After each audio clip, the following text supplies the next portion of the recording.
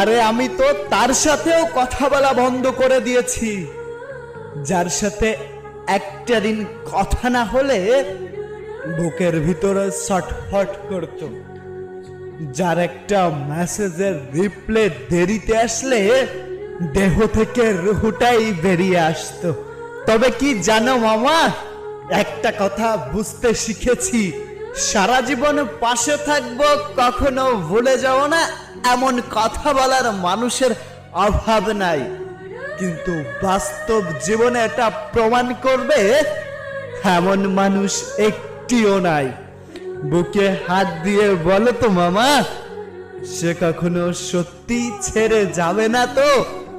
মামা, আমি তো তাকেও পরিবর্তন হতে দেখেছি, যে মানুষটা বলতো আমি তো ভালোবাসাই তোমার থেকে শিখেছি।